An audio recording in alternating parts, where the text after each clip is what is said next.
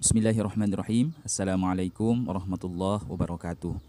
Alhamdulillah wassalatu wassalamu ala Rasulillah Sayyidina Muhammadin wa ala alihi wa ashabihi. Sahabat Quran online dan kepada seluruh pemirsa atau pendengar dimanapun Anda berada. InsyaAllah pada video kali ini kita akan belajar tentang bacaan niat salat tarawih di bulan suci Ramadan. Namun sebelum kami lanjut, perlu kita ketahui bahwa bacaan atau lafaz niat ini sebenarnya bukanlah niat. Ini hanya lafaz niat atau bacaan niat. Adapun niat yang sebenarnya atau niat yang merupakan rukun salat adalah lintasan niat di dalam hati yang berbarengan nanti dengan pengucapan takbiratul ihram. Adapun fungsi melafazkan atau mengucapkan bacaan niat sebelum kita takbiratul ihram, fungsinya adalah untuk membantu menghadirkan niat di dalam hati saat kita takbiratul ihram nanti. Baiklah teman-teman, sekarang mari kita mulai untuk membaca lafaz atau bacaan niatnya. Yang pertama, bacaan niat salat tarawih ketika kita menjadi imam. Adapun lafaz niatnya, usolli sunnatat tarawihi rak'ataini mustaqbilal qiblati adaan imaman lillahi ta'ala. Yang artinya berikut tulisan latinnya, usolli sunnatat tarawihi rak'ataini mustaqbilal qiblati adaan imaman lillahi ta'ala. Ya, jadi ada tambahan kata imaman. Ya, ada tambahan kata imaman. Ini ketika kita sebagai imam. Adapun terjemahannya, aku menyengaja sembahyang sunnah tarawih 2 rakaat dengan menghadap kiblat tunai sebagai imam karena Allah Ta'ala. Yang kedua, lafaz niat salat tarawih selaku makmum. Adapun lafaz niatnya, usalli sunnatat tarawihi rak'ataini mustaqbilal qiblati adaan makmuman lillahi ta'ala. Usalli sunnatat tarawihi rak'ataini mustaqbilal qiblati adaan makmuman. Ya, jadi ada kata tambahan kata makmuman ketika kita menjadi makmum. Lillahi ta'ala, karena Allah ta'ala.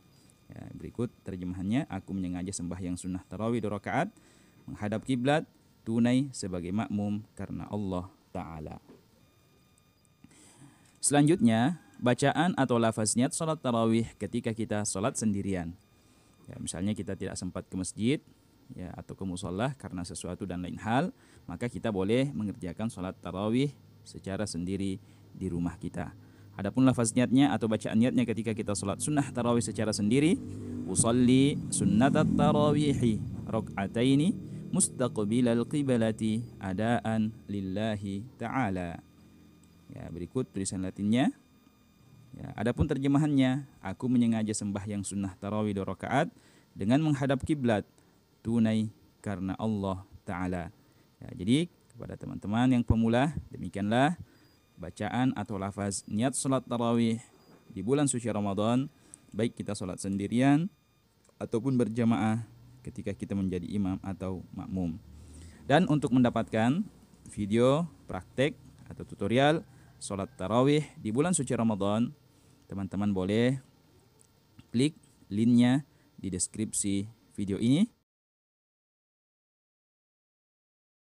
Bismillahirrahmanirrahim. Assalamualaikum warahmatullahi wabarakatuh. Alhamdulillahirabbil alamin wa bihi nasta'inu ala umuri dunya waddin wassalatu wassalamu ala asyrafil anbiya'i wal mursalin sayyidina Muhammadin wa ala alihi wa ashabihi ajma'in, amma ba'd. Ja'alana Allah wa iyyakum min ahlil khairi was sa'adah fid dini wad dunya wal akhirah.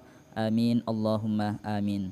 Sahabat beriman dan kepada seluruh pendengar dimanapun Anda berada, insyaallah pada video kali ini kami ingin bacakan sebuah pertanyaan yang masuk di admin Quran online. Adapun isi pertanyaannya, Assalamualaikum warahmatullahi wabarakatuh.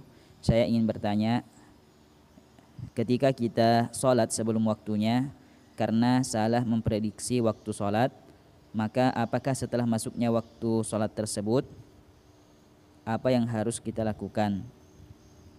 Mengulang atau mengqadha'nya? Ya, jadi kami ulang, ketika kita sholat sebelum masuknya waktu. Ya, karena salah di dalam memprediksi waktu. Ini sholat fardu ya. Maka apakah setelah masuknya waktu, apa yang harus kita lakukan? Mengulang atau mengkodoknya? Ya baik. Ya, jadi yang ditanyakan oleh saudara kita ini, dia sholat sebelum waktunya. Ya, nanti setelah masuknya waktunya, apakah sholat tersebut harus dikodok atau diulang? Ya.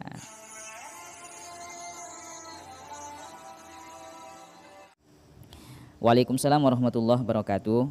Kepada saudara atau saudari yang bertanya, yang pertama, ya, orang yang sholat fardu sebelum masuknya waktu, maka sholatnya itu tidak dianggap sholat fardu.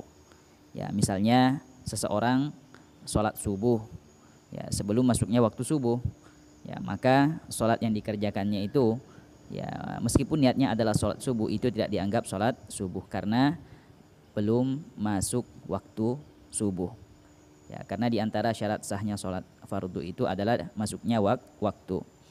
Ya, adapun sholat yang dikerjakannya itu, ya, sebagaimana yang dijelaskan oleh guru kita Buya Yahya, mengutip, tentunya juga beliau mengutip pendapat dari para ulama bahwa sholat yang dilaksanakan sebelum masuknya waktu itu dihitung sholat sunnah. Ya, kecuali jika dia mempunyai utang sholat. Ya, dia mempunyai utang sholat, dia pernah tidak sholat subuh, ya, sebelumnya. Ya, maka sholat yang subuh yang dikerjakannya tadi itu dihitung sebagai, ya, qadha. Ya, itu sebagai sholat qadha untuk membayar hutang sholat subuhnya di masa lalu. Ya, itu jika dia dulu pernah mempunyai utang sholat fardu, maka sholat fardu atau sholat subuh yang dikerjakannya pada waktu sebelum masuknya waktu subuh itu dihitung sebagai qadha untuk membayar sholat subuh yang pernah ia tinggalkan di masa lalu jika ia mempunyai utang sholat atau dia pernah meninggalkan sholat subuh. Nah, ini kita bahas sholat subuh dulu ya. Ya, ini juga berlaku sebagai ke sholat yang lainnya. Ya, adapun jika dia tidak mempunyai utang sholat, maka sholat yang dikerjakannya itu, ya, dihukumi sebagai sholat sunnah. Ya, kemudian yang kedua, ya, itu tadi pertanyaannya, nanti setelah masuknya waktu apakah harus diqadha atau diulang? Ya, jadi kita perlu mengetahui dulu itu apa itu mengqadha sholat. Ya, jadi definisi daripada mengqadha sholat itu adalah mengerjakan sholat di luar waktunya. Ya, misalnya di waktu subuh Anda tertidur, Anda tertidur, tidur malam, ya, tidak pernah terbangun, tahu-taunya bangun sudah jam 7. Ya, maka pada jam 7 itu Anda mengerjakan sholat subuh. Ya, itu namanya sholat qadha. Karena kenapa? Karena Anda melaksanakan sholat fardu, dalam hal ini sholat subuh misalnya, di luar waktunya. Itu sholat qadha. Ya, kemudian yang kedua, mengulang sholat. Ya, mengulang sholat itu di dalam pembahasan para ulama itu dikenal dengan istilah i'adah, ya, i'adatus shalah, mengulang sholat. Ya, adapun praktek mengulang sholat, ya, misalnya Anda melaksanakan sholat fardu, ya, khususnya laki-laki, misalnya Anda sholat fardu di masjid sendirian, ya, karena tidak ada orang, akhirnya Anda sholat sendirian. Ya, ini sudah masuk waktu, Anda sudah adzan, sudah iqamah, tidak ada orang yang datang, Anda sholat sendirian. Ya, beberapa saat kemudian setelah Anda salam, tiba-tiba datang satu rombongan orang yang akan melaksanakan sholat berjamaah. Ya, maka Anda ikut berjamaah dengan rombongan orang tadi. Ya, maka sholat Anda yang Anda kerjakan itu untuk mendapatkan pahala sholat berjamaah, itulah yang disebut dengan i'adatus shalah, mengulang sholat. Ya, adapun sholat yang Anda kerjakan, ya, tadi itu yang sebelum masuknya waktu misalnya, itu tidak dianggap sholat. Ya, maka memang ketika masuknya waktu Anda melaksanakannya, harus melaksanakan kembali. Ya, memang secara zahir Anda mengulang, akan tetapi hakikatnya Anda tidak mengulang karena memang sholat yang Anda tadi laksanakan sebelum masuknya waktu itu memang tidak dianggap sholat fardu. Ya, belum dianggap. Ya, misalnya Anda sholat zuhur sebelum masuknya waktu zuhur, ya, maka sholat Anda itu tidak dianggap. Maka nanti ketika masuknya waktu zuhur, Anda sholat zuhur, ya, dan itu tidak dianggap mengulang karena memang sholat yang pertama tadi tidak dianggap sholat zuhur.